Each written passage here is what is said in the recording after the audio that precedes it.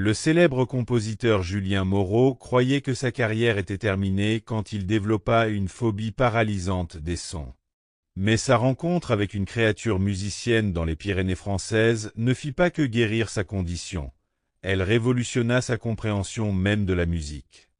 Julien Moreau, 29 ans, était l'un des compositeurs les plus prometteurs de France. Diplômé du Conservatoire de Paris, ses œuvres étaient jouées par l'Orchestre de Paris et l'Opéra national.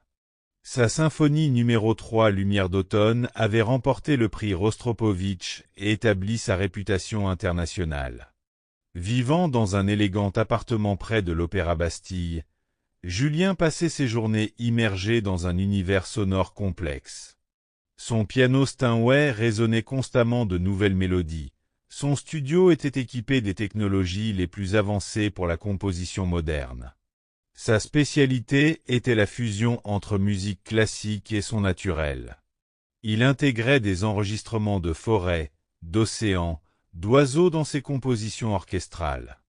Cette approche innovante lui avait valu une reconnaissance critique unanime et des commandes prestigieuses. Mais 6 mois plus tôt, tout avait changé.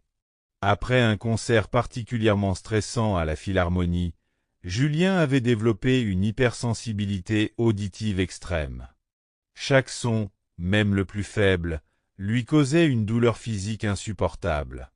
Cette condition, appelée hyperacousie par les spécialistes, transformait la vie de Julien en cauchemar permanent. Le bruit de la circulation parisienne était devenu torture. Les conversations normales lui semblaient des hurlements. Même le son de sa propre respiration l'agaçait. Il ne pouvait plus approcher son piano. Les premières notes lui causaient des migraines atroces. Son studio, jadis sanctuaire créatif, était devenu une chambre de torture acoustique. Les médecins ORL consultés ne trouvaient aucune cause physique à son mal. Les commandes musicales s'accumulaient sur son bureau. L'Orchestre philharmonique de Radio France attendait sa nouvelle pièce. Le Festival d'Aix-en-Provence avait programmé une première mondiale. Mais Julien ne pouvait plus écrire une seule note. Sa réputation commençait à souffrir. Les organisateurs s'impatientaient, les collègues chuchotaient. Dans le milieu musical parisien, les rumeurs de blocage créatif ou de burn-out artistique circulaient déjà. Julien prit une décision drastique, fuir Paris et tous ses bruits. Il loua une maison isolée dans un petit village pyrénéen près de Lourdes, espérant que le silence montagnard apaiserait sa condition douloureuse. La maison, ancienne bergerie restaurée, se trouvait à 15 minutes de marche du village le plus proche. Entourée de prairies alpines et de forêts de sapins, elle offrait enfin la paix acoustique que Julien recherchait désespérément. Les premiers jours furent révélateurs. Pour la première fois depuis des mois, Julien pouvait respirer sans douleur auditive. Le silence relatif des montagnes, ponctué seulement par des bruits naturels étouffés, commençait à le guérir progressivement. Il établit une routine simple, lever au coucher du soleil, longue marche dans la nature, lecture silencieuse, coucher précoce. Cette vie monacale l'aidait à retrouver progressivement une relation moins traumatique avec le monde sonore. Sa 4e semaine dans les Pyrénées, Julien remarqua quelque chose d'inhabituel lors de ses promenades matinales.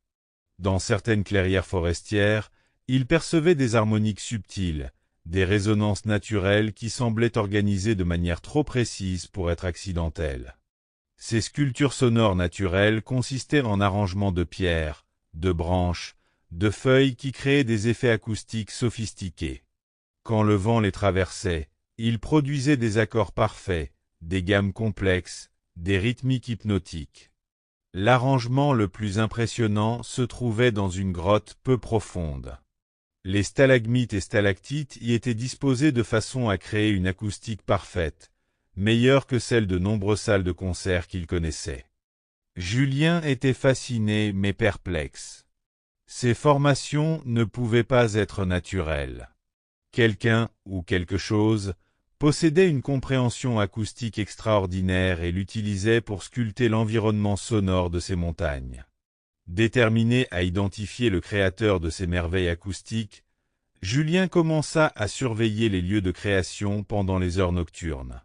Sa patience fut récompensée la 5e nuit d'observation. Une silhouette massive émergea de l'obscurité forestière. Mesurant près de 3 mètres, couverte d'un pelage roux épais, la créature manipulait branches et pierres avec une précision de luthier expérimenté.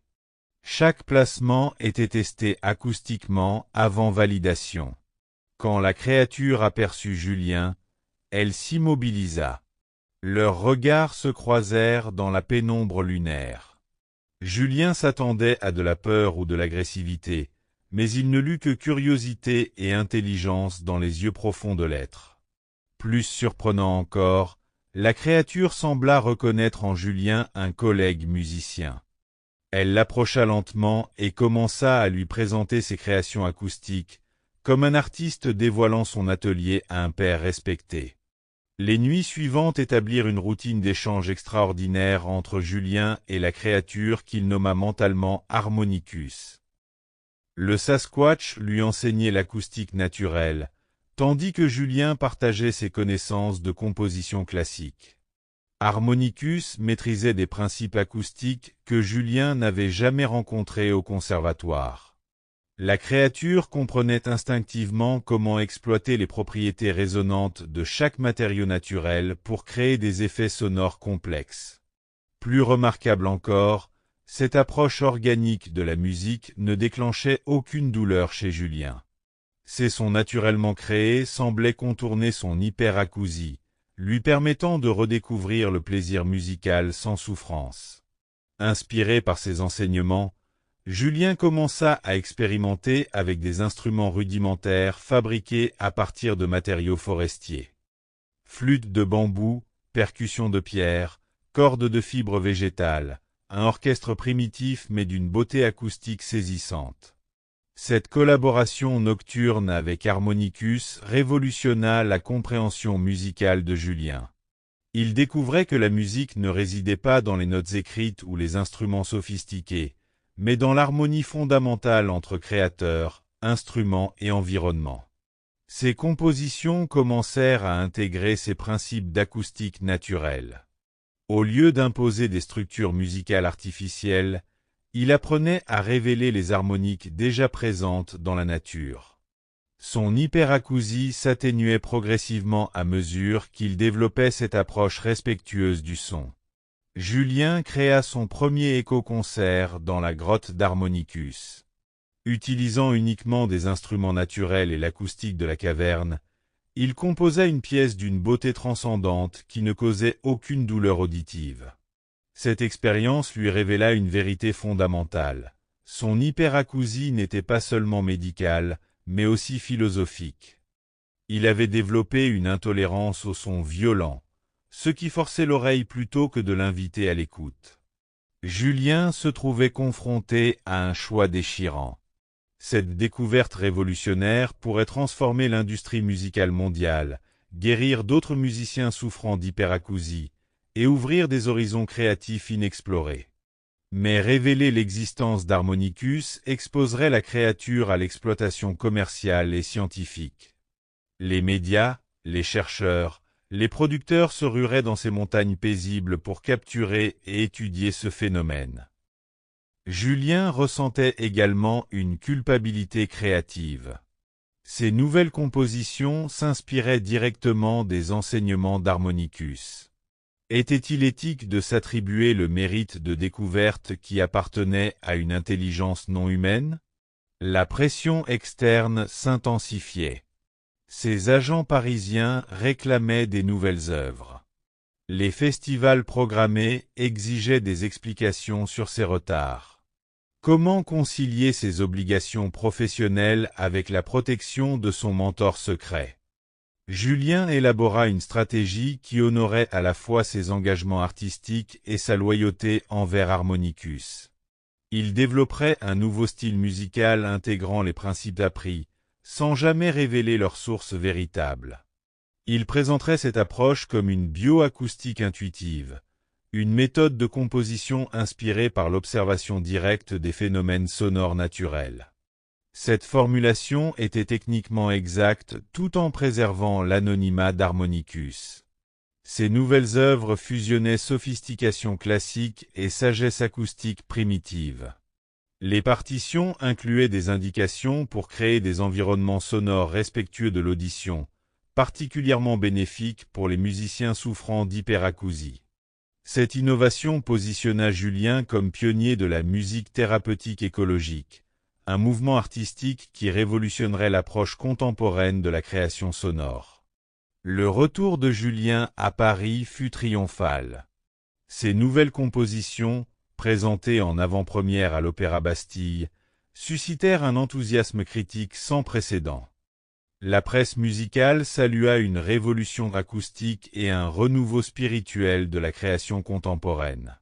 Plus importante encore fut la réaction des musiciens souffrant de troubles auditifs. Les techniques développées par Julien offraient enfin une méthode de création et d'interprétation qui ne déclenchait plus leurs symptômes douloureux. Julien fonda l'Institut de bioacoustique thérapeutique, centre de recherche parisien dédié au développement de ces approches révolutionnaires. Des musiciens, thérapeutes et chercheurs du monde entier vinrent étudier ces méthodes innovantes. Sa relation avec Harmonicus se maintenait à travers des séjours réguliers dans les Pyrénées. Ces résidences créatives lui permettaient d'affiner continuellement sa compréhension de l'acoustique naturelle et de développer de nouvelles applications thérapeutiques. Le succès international de Julien attira l'attention de l'industrie du divertissement mondial. Hollywood proposait des bandes originales, les géants du streaming voulaient des exclusivités, les marques de luxe offraient des partenariats lucratifs. Mais ces opportunités commerciales exigeaient une productivité industrielle incompatible avec l'approche contemplative que lui avait enseignée Harmonicus. Les producteurs voulaient reproduire mécaniquement ces succès, sans comprendre la philosophie profonde qui les sous-tendait. Julien ressentait une tension croissante entre l'authenticité de son art et les demandes du marché musical. Comment préserver l'intégrité de ses découvertes tout en répondant aux attentes d'une industrie obsédée par la rentabilité? La surexposition médiatique menaçait également la tranquillité des Pyrénées. Des journalistes commençaient à enquêter sur les secrets de sa méthode créative, risquant de découvrir l'existence d'Harmonicus. Julien développa une approche équilibrée qui préservait l'essence de ses découvertes tout en répondant aux réalités professionnelles contemporaines.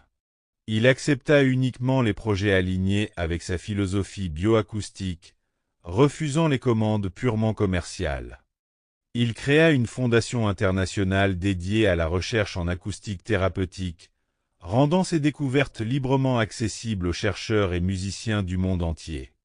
Cette approche open source démocratisait l'accès à ces innovations tout en décourageant l'appropriation commerciale. Dans ses interviews, Julien attribuait ses découvertes à l'immersion prolongée dans les environnements acoustiques naturels des Pyrénées. Cette explication satisfaisait la curiosité médiatique sans révéler l'existence de son mentor extraordinaire. Aujourd'hui, Julien Moreau incarne une nouvelle génération d'artistes qui transcendent les frontières entre art, science et thérapie. Il n'est plus seulement compositeur, mais également acousticien, thérapeute sonore et philosophe musical. Son hyperacousie, jadis handicap paralysant, est devenu un super-pouvoir créatif lui permettant de percevoir des subtilités sonores inaccessibles aux autres musiciens. Cette sensibilité extrême guide ses créations vers une beauté acoustique d'une délicatesse inégalée. Sa collaboration avec Harmonicus continue d'évoluer. La créature lui enseigne constamment de nouveaux aspects de l'acoustique naturelle, tandis que Julien partage l'évolution de la musique humaine contemporaine. Cet échange intergénérationnel et interespèces enrichit continuellement leurs créations respectives. Les étudiants de l'Institut parisien apprennent non seulement les techniques de bioacoustique, mais aussi l'éthique de la création respectueuse et la responsabilité artistique envers l'environnement naturel. Julien initial, Compositeur traditionnel académique, approche technique dominante, recherche de reconnaissance critique, production intensive urbaine, déconnexion de la nature, souffrance auditive invalidante, création solitaire et compétitive. Julien transformé, innovateur bioacoustique, équilibre technique intuition, mission thérapeutique authentique, création contemplative écologique, intégration harmonieuse naturelle, sensibilité auditive créative, collaboration interespèces collaborative. L'Odyssée de Julien démontre que les plus grandes limitations peuvent devenir nos plus précieux talents lorsqu'elles sont approchées avec sagesse et ouverture. Son hyperacousie, initialement destructrice, est devenue la foundation de révolution artistique qui bénéficie à des milliers de musiciens et mélomanes à travers le monde.